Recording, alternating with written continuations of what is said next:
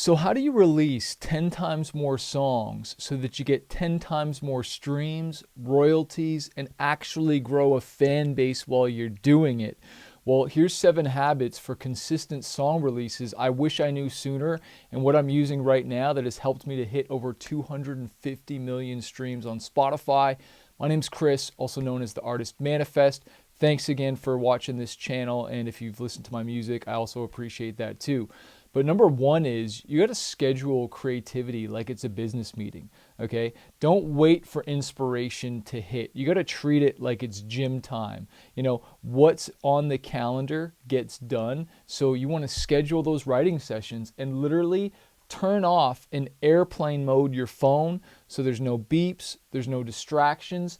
And sometimes, like, even when I'm in this studio, it's like I've got that planned studio time, and sometimes I'm not feeling it, but I just got to dig in there anyways. And so sometimes I'll go look on Apple movie trailers for just listening to cinematic music, or just look for those song titles and movie trailers, or I'll go to Amazon and look at book titles, and I'll just try and get that inspiration just for a title, right? For like a song concept, if I don't have something already in my notes, because I normally keep a note that has a whole bunch of song titles so that when I sit down here, I'm not just, starting from scratch. I have something.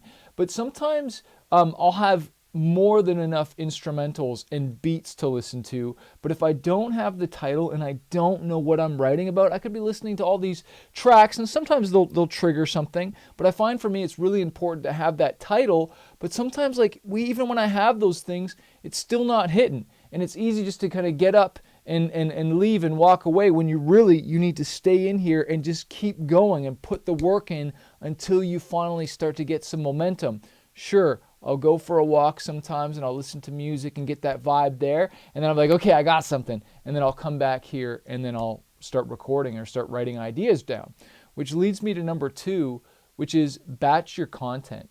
Like, batch, write, and record your songs. One thing that's a real blessing when I do my songwriting trips to Nashville or California or wherever I am is that we write and record a lot of songs. And sometimes I'm waiting for the producer to finish the song, but all of a sudden I have all these songs done. And I literally have a folder of all these masters and songs that are done. It's not like I've got one song out and then as soon as I have that master, okay, that one's ready to go. It's like, no, I'm farther ahead. So there's less stress, there's less pressure. I can choose and be more picky on which one I want to release. And sometimes if it's just not good enough, I'm not going to force a release. Because you remember, if you've watched any of my other videos, like, we're not just trying to release singles for the sake of singles, right? Because that's what we call them all now, singles. But if you go back in the day with albums, when we released albums, and I still release albums, only 3 songs off of this 13-song album were actual singles. That means that we went to radio, we did music videos, we really pushed the song. But now we just release everything and we wonder why it's not getting the traction. Some songs don't deserve to get that single push. And so by you batching your content ahead of time, it really allows you to be more picky and only put out your best stuff. And then, like, I'm looking on here, it says like bonus song. This is like a Japanese bonus song only for the Japanese release. Because it wasn't like a single. It was just like a special deluxe edition. And because I had more content, I was able to do that. And not only do we batch our songs as far as recording and record more songs than we need, I'll batch, record, and film social media. Like yesterday, I was on a walk, and sometimes I see a dope location, or I'll have an idea, and I'll film. And I'll film like right inside of Instagram Reels, or I'll film right inside of TikTok, and then I'll just save it as a draft. Doesn't mean that I'm going to post it right then. Sometimes I might, if I'm like, oh, this is dope, I'll post it. And normally I don't even just post it right to my feed when it comes to Instagram. I'll post it as a trial reel to make sure that it's dope, right? So that it's like good and okay, it's getting lots of streams. Okay, now I'll share that to my feed. But not only do I have a folder of all these masters and songs, I have a folder on Instagram and TikTok of all these drafts of content that I've created that I can edit, add captions, or whatever I want.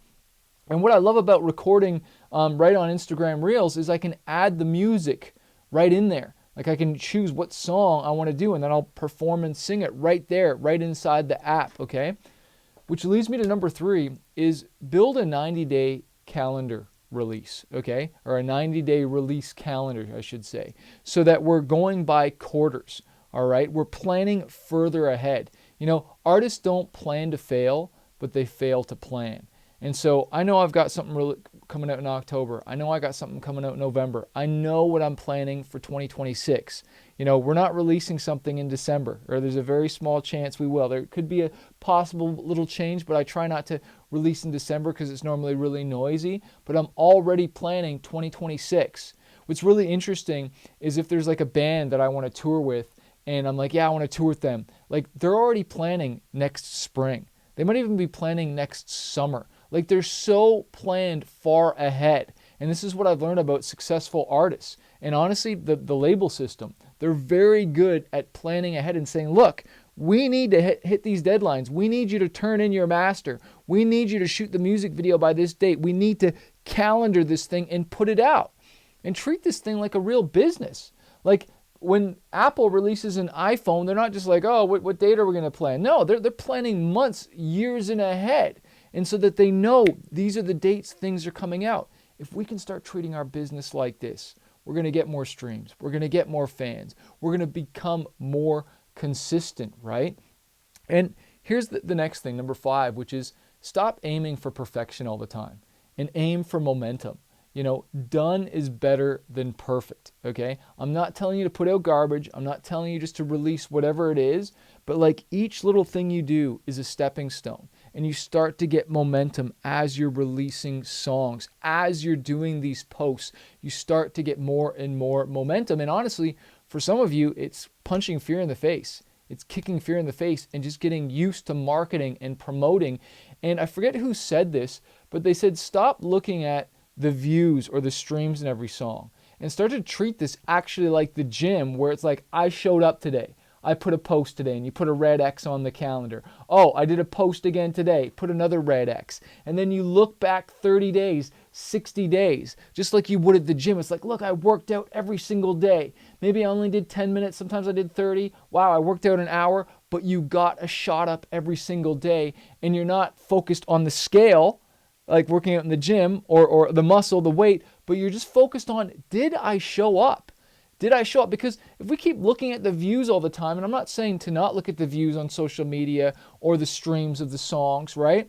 But just to know that you showed up every single day, because when you have that momentum, that's going to push you forward. Because at the beginning, and I just saw one of my mentors, Grant Cardone, talk about this, is that like when you're posting, it's not that nobody's watching or hating. It's just the fact that like, and it's not that you're getting ignored. It's just that you haven't broken through yet.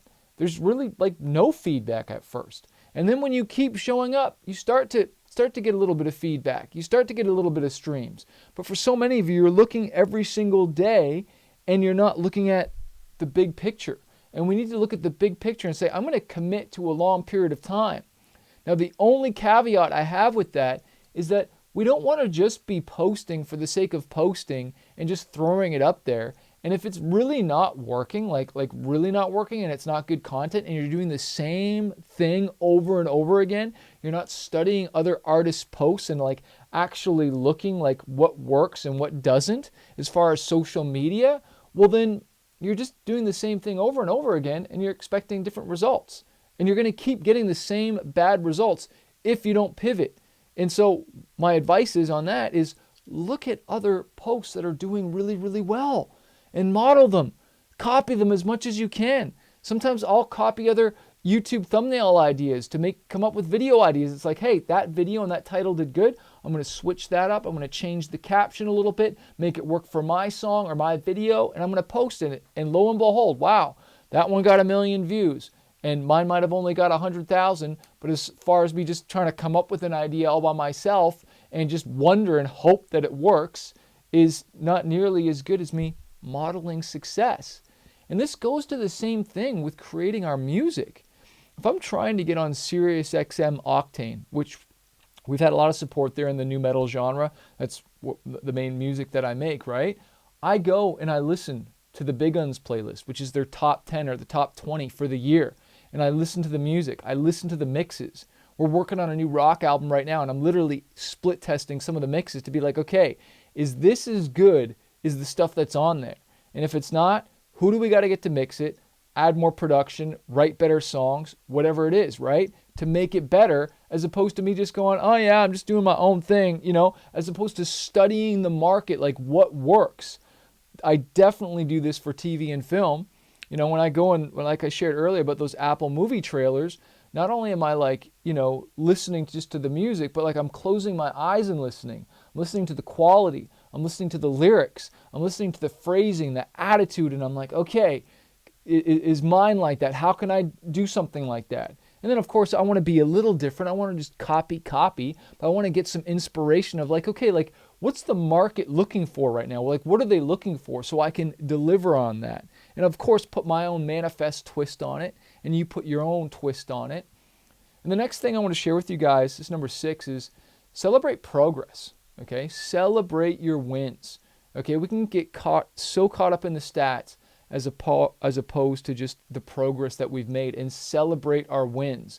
Like I've really realized, and it was cool, I heard Connor Price say this in a lyric, I used to chase the rewards, but now it's the chase that is more rewarding. And that's kind of like, getting to the end of the journey isn't, like the goal end all be all, but you're celebrating the journey itself, like the actual battle, the struggle, going through. Because all of a sudden it's like, okay, I hit that mountaintop. Okay, that's cool. You celebrate. And then you're like, okay, like what's next? I want more. And we always want more streams. Like my 250 million stream plaque is coming, and it's going to be up there soon. Once I get it, I'll probably do a video and share. But what do I want next? Well, I want 500,000. And when I hit 500,000, I'm going to want 1 billion. I want 1 billion streams. That's probably my bigger end goal. And like, that's just over my whole catalog. But you notice how I have a number there associated. I have a goal associated with it. What's your goal associated with like a numeric value? And then what's the deadline for it? Like for me, man, could I hit 1 billion streams by 2026? Maybe. If I did some really big collaborations, and Grant Cardone says in his book 10X Rule, it's like set a goal that is so big, right? That like even if you miss that, you'll hit something big. Like I think it was Les Brown who says, aim for the moon, because if you miss, you'll land among the stars. And what I've realized with artists and even myself, it's not that we set goals too big and miss, it's that you set goals too small and you hit. So you want to aim for bigger goals, because even if you miss that, you'll hit up here. I was saying that to a friend. I'm like, dude, like let's get a goal of getting 10 songs done this year instead of 5. Because even if you don't get to 10, maybe you'll hit 7. Because if your goal is only 5, maybe you only hit 3 or 4. Like let's go bigger. Let's think bigger. Let's dream bigger. My hero, Peter J. Daniels, would always sit at the bedside of like billionaire corporation dudes that have just like done crazy stuff. He would sit at their bedsides when they're about to die, and he would ask them, do you have any regrets? And they would always say, man, if I knew I had come this far, I would have dreamed bigger. I would have dreamed bigger, because it's a big goal that is going to stretch you. You can't shrink into greatness. You have to stretch. And so we need to stretch our thinking as what's possible. And for some of you, you think small. You surround yourself with small. And we complain about the royalty rate of YouTube or Spotify. It's like, dude, you just need to get more streams. And you haven't experienced that. Maybe you haven't experienced a song going viral. It's awesome. Especially when somebody else makes the video and it's got your song in it. That's even better, right? And it drives streams.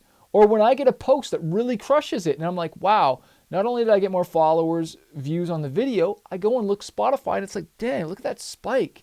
It actually did something. Or when we do get on Sirius XM radio and all of these fans start coming in, or we do make a YouTube video or lyric video or music video, and it just organically, it's just crushing. It's like YouTube is just sharing this thing out.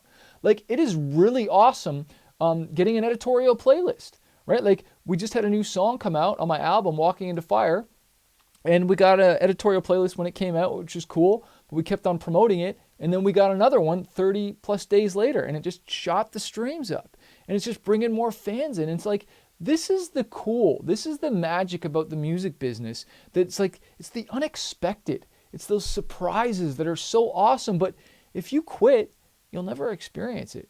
If you don't get your shot up, you'll never know. And the reason why I quit my job, I don't know if I have the book here. It's my book, Fighter, 5 Keys to Conquering Fear and Reaching Your Dreams. But when I had the opportunity to go full-time in music and quit my job, even though the label wasn't telling me to, one of the biggest reasons I did it was because I didn't want to be wondering what if for the rest of my life. What if that actually worked out? What if the song actually blows up? What if I do actually get on tour? Right? Like I didn't want to be wondering that the rest of my life. And we did blow up in Japan and all these crazy things. I did tour 22 different countries, right? And so there's two pains you can go through. The pain of the struggle and the heartbreak and sometimes the crickets, the rejection, or you can go through the pain, which is even worse than that, and that's the pain of regret, wishing you got in the game. And I just want you to know you're not too old.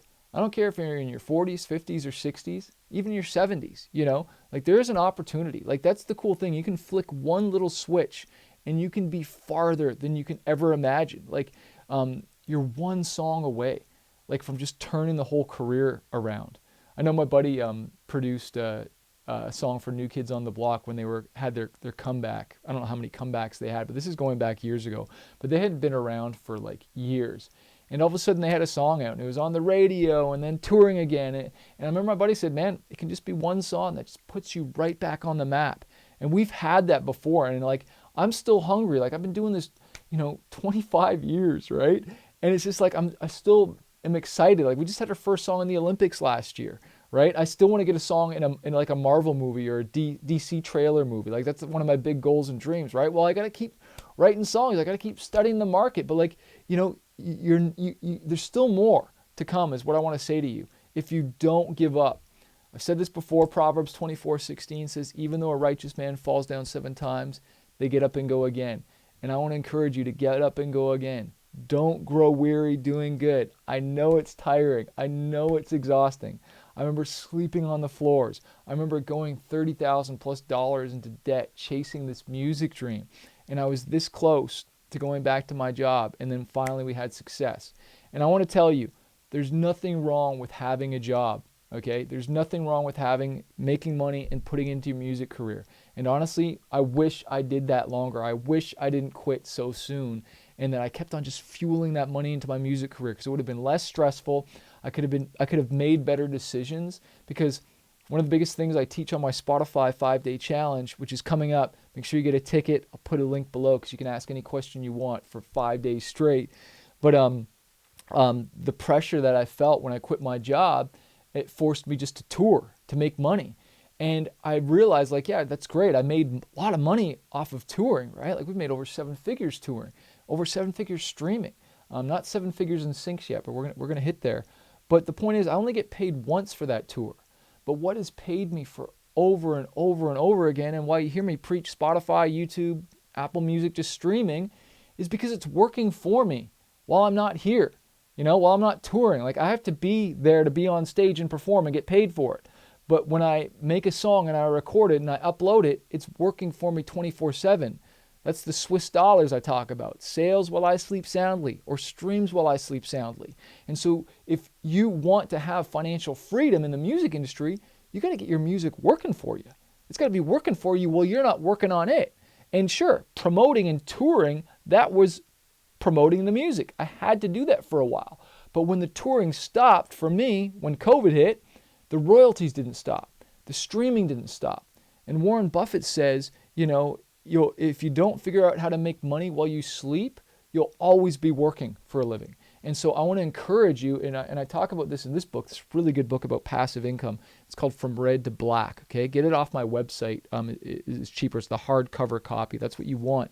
But you need to make money while you sleep. You need to have multiple income streams. But there is nothing wrong with having a job while you're building those income streams. I killed my income stream of my job before I built this other one up. On my Spotify challenge, he might even be watching this video. There's a guy, he's a rapper, and he had gone down to part-time, or he quit his job. He basically dialed back his job, so he wasn't making as much money, and now he's trying to make it up with his music. And I said to him, dude, I think you should go back to the job, get that money so you have that lots of extra money so you can put it into ads, put it into marketing, put it into good producers, good production, good music, right? And stop trying to do it on the cheap and do it on the great. Oh my gosh, that's gold nugget there. Stop trying to do it on the cheap and do it on the great. And that's what the job does. So the music can be great. You can have that extra cash flow to put into it until you've built up this music income stream. I didn't just start making all this money from music every single month. I had to grow it. It was actually the founder of CD Baby, a really rad guy, Derek Sivers. He's got a really good book too, that he shares the whole story of CD Baby. But I was touring 24/7, and I didn't want to tour. I was always missing my wife and different things. And I'm like, how do I grow my streaming income? Like, how do I get more money from streams and digital downloads and iTunes and YouTube? He's like, focus on it. He's like, whatever you feed will grow. Whatever you starve will die. He's like, you fed the touring thing, so you've built a touring business, but you haven't built the streaming business. And part of that is because I didn't own the records yet. The label owned the records. But when I got those records back, oh my gosh, it was like, holy smokes. Okay, streaming just went, right? Because I was the one performing, promoting, and I could only make money from the touring. But when all of a sudden the streaming came in, that was the game changer.